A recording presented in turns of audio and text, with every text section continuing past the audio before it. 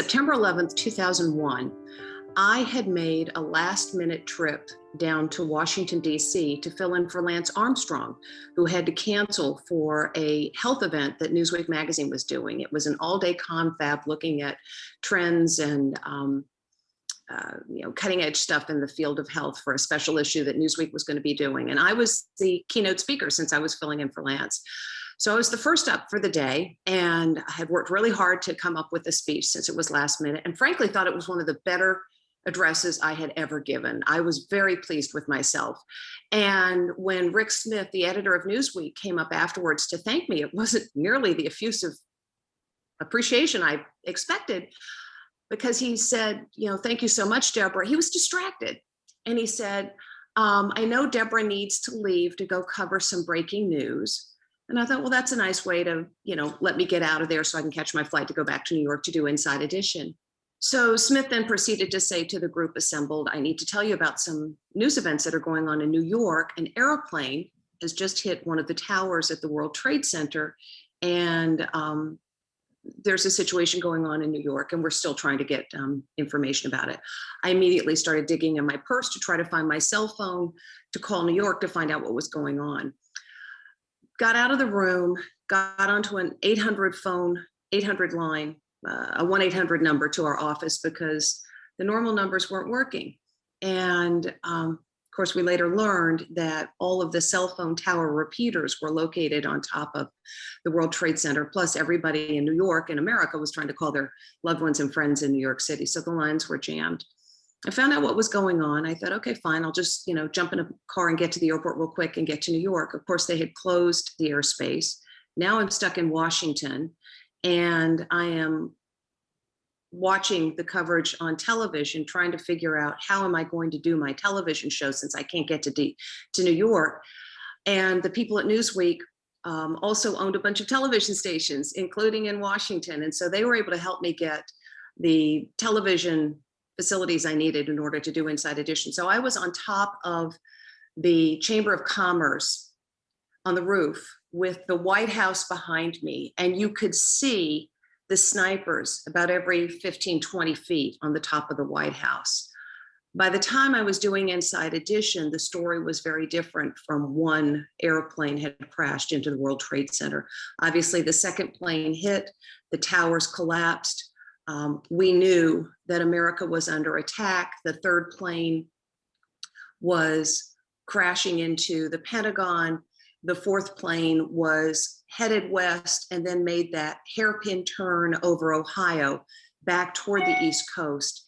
And in Washington, as I'm there at the Capitol Hotel, just a couple of blocks from the White House, they dismissed all the federal workers. And I remember thinking it was like that scene in Gone with the Wind when Scarlett's going this way and Atlanta's going that way. I stood at the window and watched people walking with purpose, some running, all with concern on their faces, getting as far away from the White House and the Capitol area as they could. And I'm stuck there and I don't know what to do, right? So it was really scary just for me personally. And then I started thinking about everybody that I knew who was in the World Trade Center.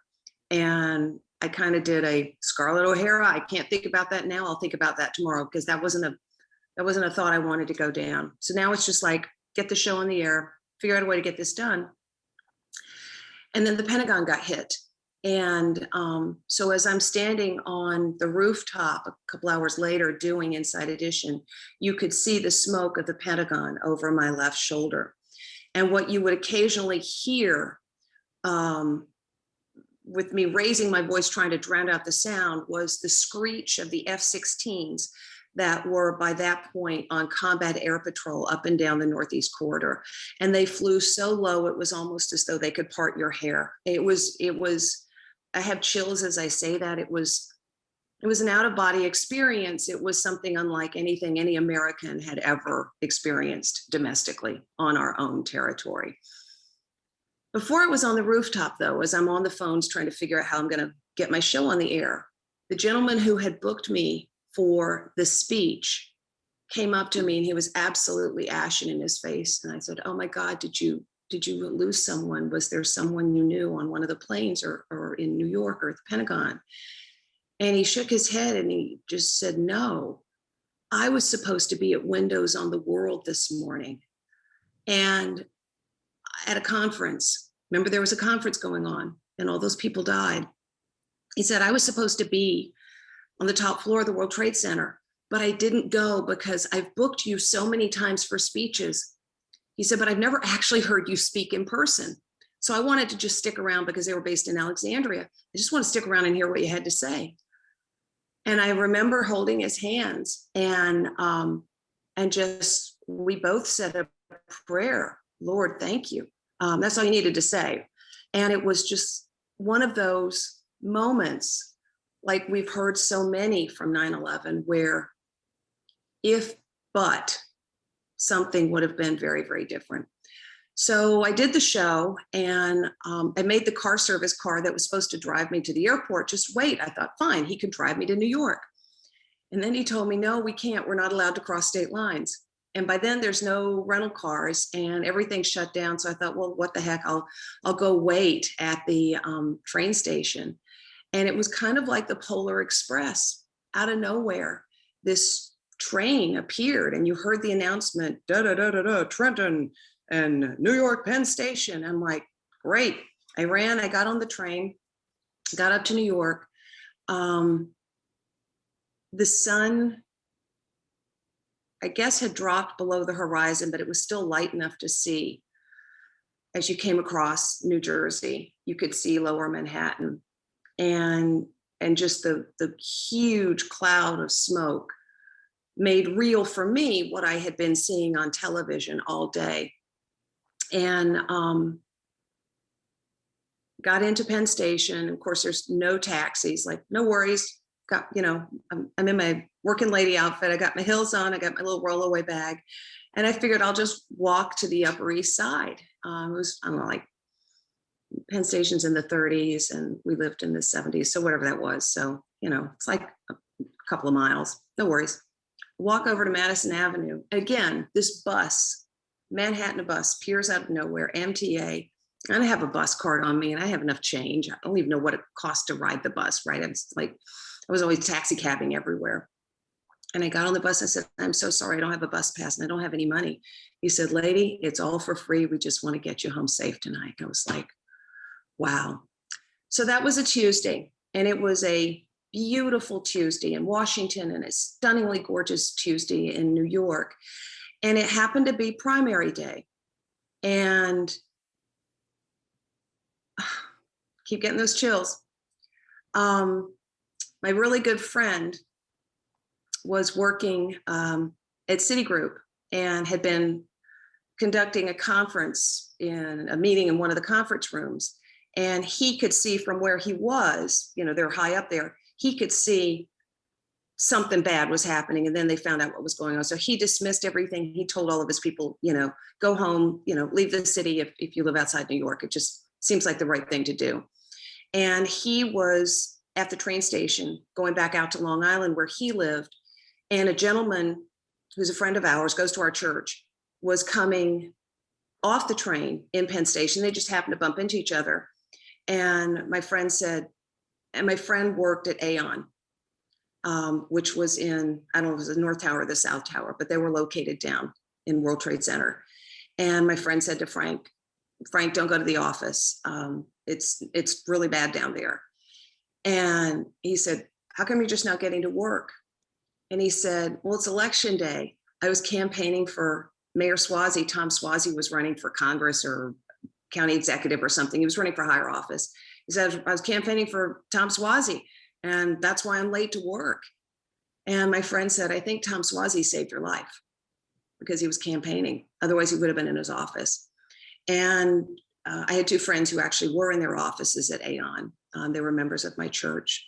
My son's hockey coach worked in the building. He was lost. So all in, there were 4 people who were members of my church that, I directly knew who died that day.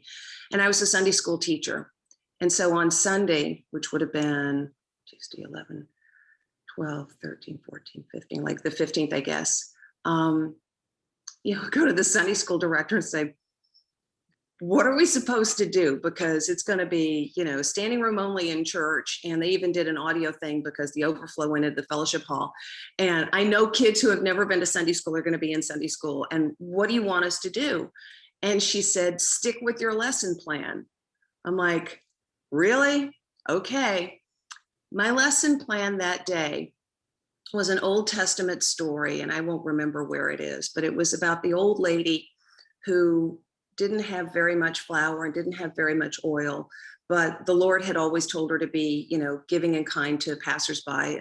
They have less than you. And so the old man comes, it's like a guy passing through, and she miraculously, it's kind of like the loaves and fishes with Jesus, there was enough flour, enough oil, and she was able to bake bread to feed this guy. And it's a miracle. And one of the little girls in my class, a fifth grader, said, well, my married name is Wellner. Well, Mrs. Wellner, that's great. Miracles like that happen in the Bible, but they don't happen in real life.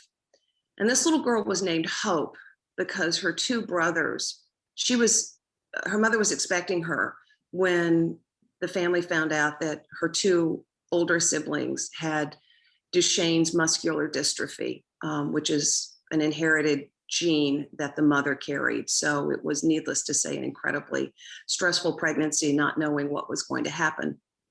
And so this little girl was born and named Hope for all the reasons that one can understand. And I said, well, Hope, I can really appreciate, why you would feel that way. But I do think God still does miracles. They just might not be dramatic the way they are in the Bible, because the Bible's written to really make a point. So maybe things are a little bit amplified. I said, but right now, Charlotte's daddy, Charlotte was in the class, and her daddy was Frank. I said, Charlotte's daddy is in the sanctuary right now. And he could have been the fifth member of our church to die, except he was campaigning for Mr. Swazi, and he wasn't in his office like he usually would be. And maybe that's not as dramatic as the old lady making the bread with next to nothing. But Charlotte's family is not preparing for a funeral the way so many other families are. Another friend of mine who died that day, who worked at Aon, left behind a wife and a very young son. And in those early days of 9/11, those early hours of 9/11, we all thought if we could get the photograph of the person who hasn't shown up yet in enough people's hands, on enough television screens, on enough fences down in Lower Manhattan, that somehow miraculously they would walk through the dust and they would be okay. And my friend named Ellen understandably wanted her husband's picture everywhere. So I made sure we got it on Inside Edition. And you couldn't get below a certain point in Lower Manhattan. They had it cordoned off, but if you were news media, you get in. So I was able to get a boatload of those flyers and give them to my people who were going down in there, and gave them a roll of tape and said, look, when you can, stick this on a wall somewhere. Maybe it'll help, and it'll certainly help my friend knowing that that's happening. So he never came back, and his name is one of those that's on that beautiful moat around the pond there where the tower used to stand. And subsequent to 9/11, I wrote a book called Thank You Power, Making the Science of Gratitude Work for You. And I wanted to underscore how resilience and gratitude are linked. There's some really cool research about that. And I shared my friend Ellen's story about how she had moved on from her husband's tragic and untimely death. And of course, before I published anything, I gave her the copy and let her approve it and proofread and change anything that wasn't comfortable for her, because this is her story. And the only change she made was, you don't move on. She X'd out the on and she inserted forward. And that change was really important, not only for my telling her husband's story, but I think in understanding how we as a nation, we as a people deal with tragedy. You don't move on from it. Moving on means you've left it behind. You move forward. You take it with you. You find a comfortable place in your back pocket or your inside pocket, or maybe, in the backpack that we all carry things in metaphorically. You find a comfortable place to put it, and you move forward and you bring it with you. You never forget. You never lose the meaning of what happened and how you're changed because of it. And the resolution that we all made to try to be kinder, to be more supportive, to be more collegial, to be more, is part of what you take forward with you. And for me, that is the most important story of 9/11. But bad stuff is going to happen. And the lesson from 9/11 is we can move forward from it, and we can still be happy. Deborah, you had one child at the time? No, I had 3 kids. How old were they then? Yeah, so yeah, I'll tell the mommy part of that. Right. So I'm in Washington D.C. and I get word to my husband that, yeah, I'm 2 blocks away from the White House, but I'm fine.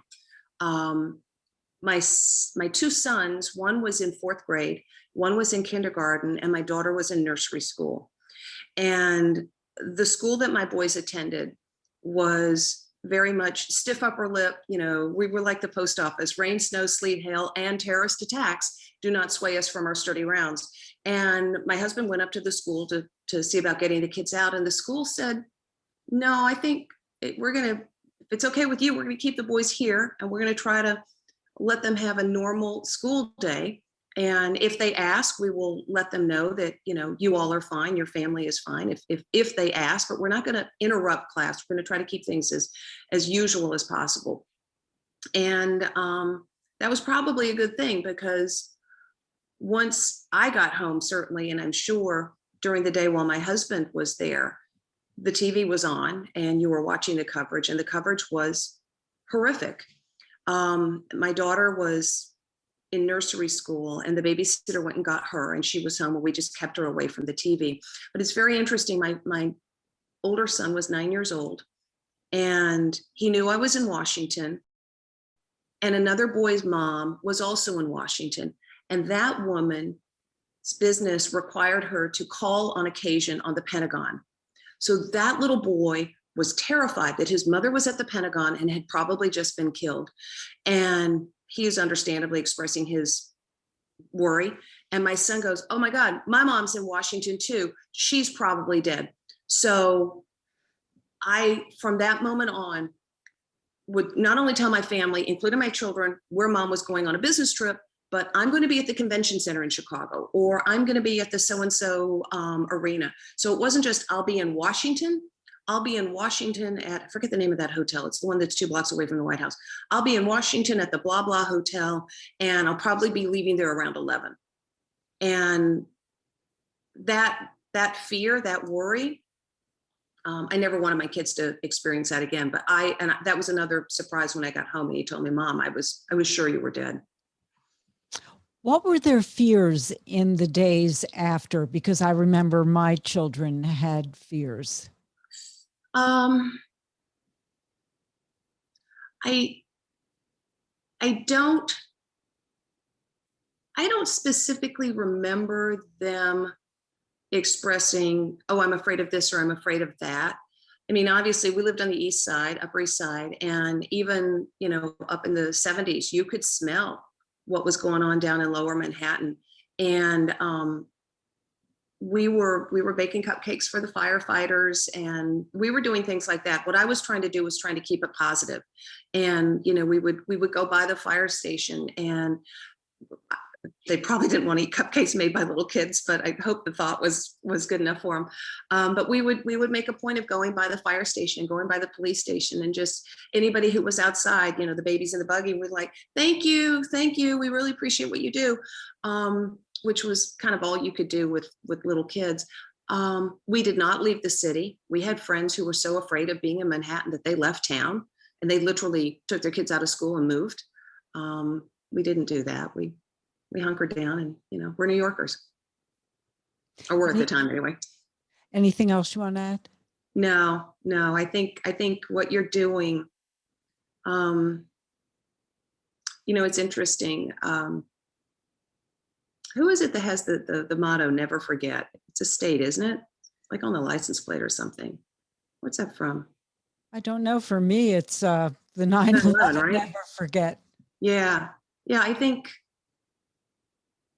it's not only important that we never forget the horror of that day, but I think it's almost even more important that we remember the way America came together, particularly now, 10 years later, or 20 years later, when we all are so aware of the divisions in our country. I think it's really important that we be reminded that once upon a time, a horrific thing happened to our country and it brought us together. Maybe we could come together and not have the horrific thing be the catalyst. Amen to that. All right, Shelley, this was wonderful. Thank you. Thank you. My you. pleasure. I'm impressed and in awe of this project you've taken on. It's very important.